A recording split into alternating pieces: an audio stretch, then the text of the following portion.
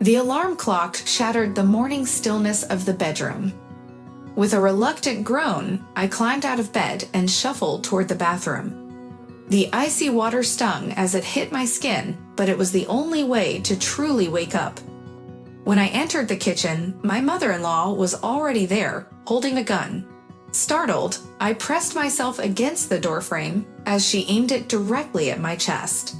"Mom, what are you doing? Put that gun down," I heard my husband shout in panic. "Where did you even get that? You could accidentally pull the trigger and hurt Sarah." "It's just a lighter," she chuckled, her voice light. "I bought it at a sale. Isn't it a great find? You can still hurt someone with it. It's fire, after all," David replied, trying to defuse the situation. Zoya was a heavy smoker, going through 2 packs of cigarettes daily. The constant cloud of smoke in the apartment was driving me to madness. But I had no choice. Finding another place to live was out of our reach. Renting or buying was far too expensive. My parents had passed away, leaving behind a rundown house that was nearly impossible to sell and unlivable as it stood. "What are you doing just standing there, you featherbrain? Go make breakfast," my mother-in-law snapped. I prepared an omelet with cold cuts, topped it with cheese and dill. "This is rubbish," she shrieked. "You should have made oatmeal. It's much healthier." "David doesn't like oatmeal," I replied quietly. "He will. He says he can't make it to lunch after. He's still hungry." "Then make something else. How about milk rice? Millet is nutritious too." "He'll hate that." "That's because you're a hopeless idiot." As luck would have it, my mother-in-law's birthday was on a Sunday. I didn't have to go to work, so I could spend the day preparing for her little feast. I fried mushrooms in tomato sauce with basil, stewed veal, and baked potatoes. Everything could easily be reheated in the microwave. Then I made a delicious pâté by grinding boiled liver with blanched onions and butter. I sliced cabbage thinly, adding cherry tomatoes and garlic, drizzled with fragrant oil. I had splurged on some expensive Italian cheese, but I also had to consider dessert. I usually made fantastic eclairs, and today would be no different, puffed, filled with light cream, and topped with melted chocolate, just like a restaurant's. I even had a gift for her, a lovely set of amber beads, perfect for her favorite blouse. She accepted it with a scowl, offering no thanks, and sat down at the table. As she ate, she grimaced in disdain, yet David devoured his meal. "Delicious, food of the gods. My wife is a rare treasure and beautiful to boot," he exclaimed, mouth full. "Right," my mother-in-law grinned. "She's a hornless cow. Who cooks meat like that? You seriously need to improve. And this salad? Disgusting. Cabbage should be grated. Useless." I couldn't help but feel insulted. At 5'7" and 128 pounds, I was hardly a cow. My husband always insisted I should eat more, claiming that while my breasts were perfectly normal, I lacked curves and my ribs showed too much. On his advice, I once tried out for a modeling agency.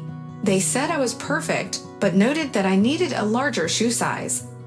With my 35, I didn't stand a chance. They wanted a 38. So I remained a veterinarian, fixing up animals instead. What a difference a few years can make. "Mom, I'll get you a warm jacket. Just smoke on the balcony, okay? Sarah can't be around all that nicotine," David suggested. "I have plenty of warm clothes. I'll step outside of my comfort zone," she replied dismissively.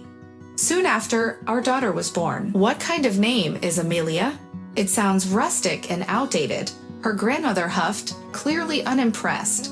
According to her, the baby should have been named Jeanette, Areta, Diana, Matilda, or Giselle, anything but Amelia. It was just ridiculous to her. One night, I heard the soft cries of our baby. I jumped out of bed and hurried to the crib, only to find it empty.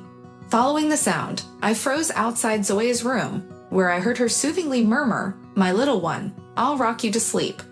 We'll be quiet and not wake our parents. My precious kitty, my beloved child, the best in the world." My eyes were heavy with sleep, so I turned back to my room and quickly fell back asleep. Zoya constantly fawned over our daughter. "Darling, my treasure, my shining sun, just a miracle. I'll buy you so many toys, dresses, shoes, and books." I barely recognized her. She had even stopped picking on me.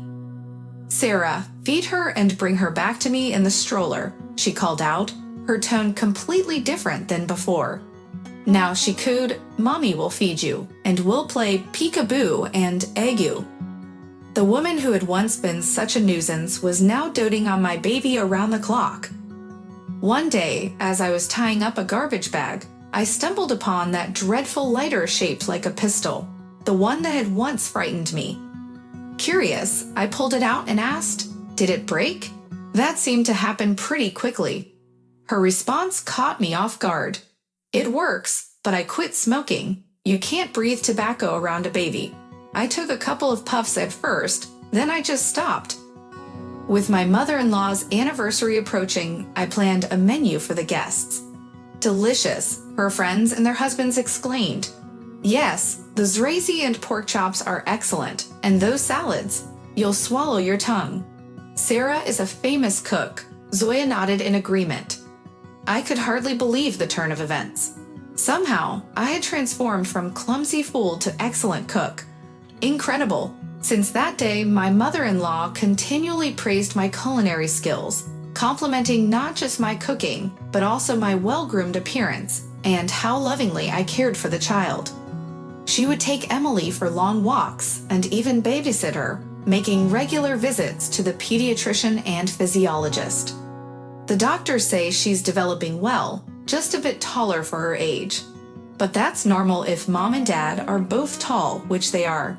Everything looks good, no pathologies. When Emily started coughing a little, Granny quickly called a taxi and took her to a private clinic. "Why? The children's clinic is just around the corner," I protested. "They know so much more than the municipal doctors. We need experienced and competent ones," she replied firmly. "I'll go with you," I insisted. "I can handle it myself. Stay here. A special children's blender is being delivered to your home from the online store. I've already ordered and paid for it. Wait for it to arrive. It's time to prepare for complimentary feeding, liquid purees, ground rabbit and other meats, steamed veggies, and pureed soups. Avocado is also recommended, but it must be mashed. When the delivery comes, make sure to check it." And so, life began to feel normal again. We communicated without conflict, my nerves eased, and I was genuinely happy to see a new side of my mother-in-law, a caring woman who adored her granddaughter and no longer insulted me. Miraculous. Before long, I returned to work. There was no need to send Emily to daycare. Grandma was more than willing to take care of her, and she was thrilled to be given full responsibility. "Work, and then rest in the evening, but don't take my little one away from me," she said playfully. "Who would dare?" David reassured her. "On the contrary, we're infinitely grateful." I overheard their exchange, and instead of feeling ashamed, I felt a wave of happiness. We had achieved harmony.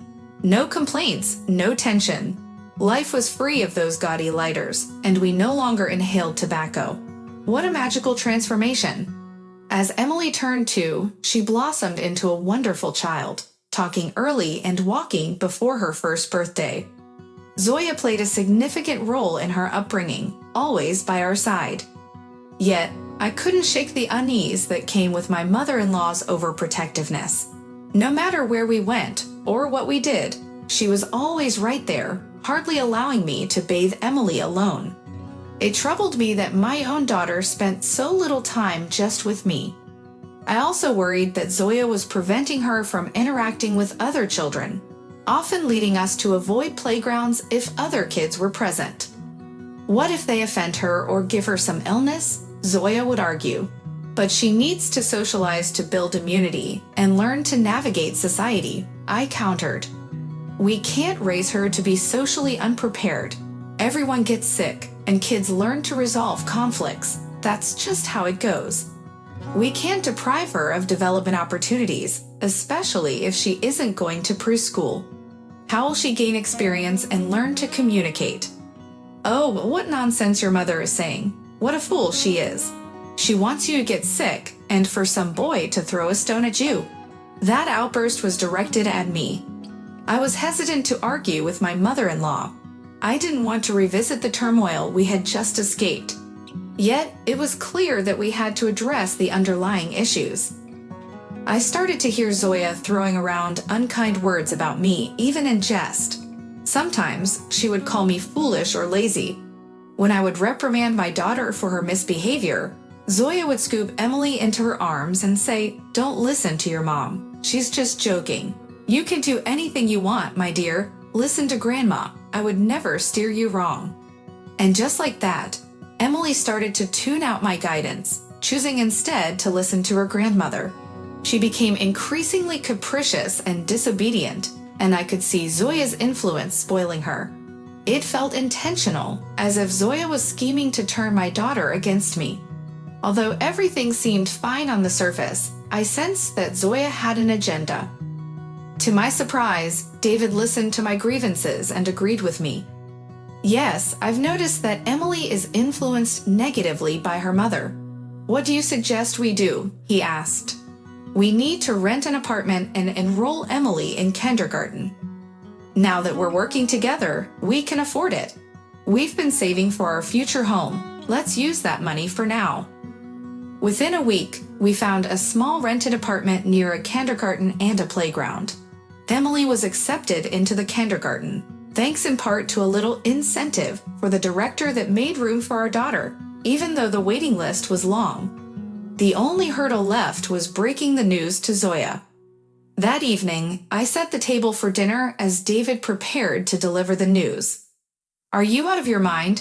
You want to take my child away from me, you monsters. I won't let you have Emily," Zoya screamed. "No one is taking her away. You will still visit and have her stay overnight. We're not moving her out of town. We are her parents, and it's our responsibility to make what's best for her," I insisted. "Shut your mouth, you terrible mother. Giving birth is easy. It's raising a child that's hard. What can you give her that I can't? She will be better off with me," Zoya continued to rant. "That's enough. I won't tolerate this disrespect any longer." Infuriated, I walked into the other room, scooped Emily into my arms, and headed toward the exit. "Where are you dragging my child? Give her here, you witch," Zoya cried as she reached out and grabbed Emily with a grip that threatened to squeeze her like a doll. The baby began to cry loudly, and it wasn't until that sound broke through Zoya's rage that she recoiled slightly. "If you don't stop, I will take you to court to stop you from seeing your granddaughter. Don't drag her into your madness." My words felt like a slap to Zoya's face. She paled and tears filled her eyes. I was too enraged to feel sympathy for her at that moment. I decided to leave it to David to handle his mother. "Sweetheart, would you like some ice cream?" I asked Emily. "Yes," she sniffled, wiping her tears away. We made our way to the shopping center, enjoying ice cream together while singing songs and stopping by the playground. Emily gleefully interacted with other children, her laughter ringing out as she ran and played. The very next day, Zoya showed up at our new apartment, looking remorseful. "I'm sorry for what I did. I agree to whatever you want. Just please don't keep me from seeing my baby," she pleaded. "I forgive you, but I need you to understand," I spoke out of anger without thinking. "Emily loves you, and I would never want to hurt her. Just promise me you'll consider my opinions going forward." "I promise," she agreed. We exchanged warm smiles, and I sincerely hoped that this time we could move forward peacefully.